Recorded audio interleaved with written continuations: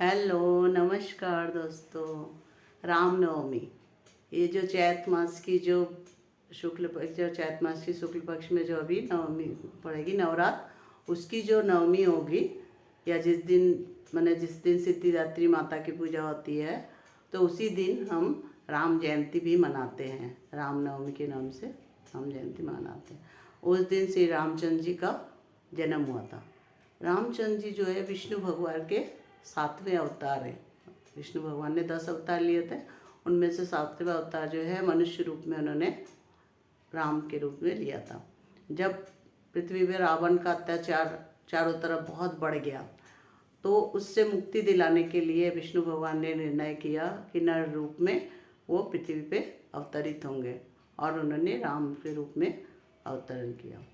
अयोध्या के राजा थे राजा दशरथ। उनके कोई पुत्र नहीं था, उनकी 3 रानियां थी, तो उन्होंने ऋषि सिंह से पुत्र कामेष्टि यज्ञ करवाया। तो यज्ञ बहुत ही अच्छी तरह से संपूर्ण हुआ और अग्निदेव बहुत प्रसन्न हुए। अग्निदेव ने एक कटोरी खीर प्रसाद रूप में उनको दिया।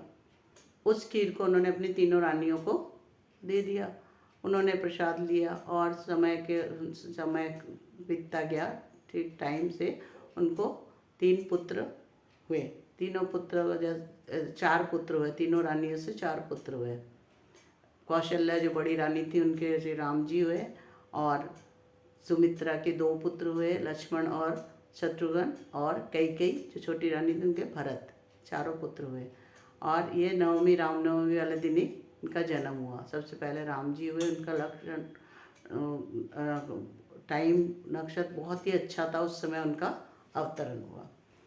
तो उन्होंने सारे राक्षस को पृथ्वी से समाप्त किया। रावण के साथ ही 7 बाण की राक्षसों को अपने भाई लक्ष्मण के साथ मिलके सबका विनाश किया और शांति स्थापना करी। बाकी बहुत सारी मर्यादाएं स्थापित करी, और एकदम उन्होंने कोई चमत्कार कुछ ऐसा नहीं दिखाया, ना अपने अपने मर्यादा में रहते हुए एक नर रूप में उन्होंने सारा काम किया। उन्होंने बहुतों की सहायता ली, कोई भी चमत्कार नहीं करा, कोई भगवान स्वरूप नहीं दिखाया।